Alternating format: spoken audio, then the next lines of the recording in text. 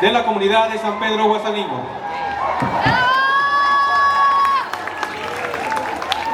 ¿Tenemos todo listo?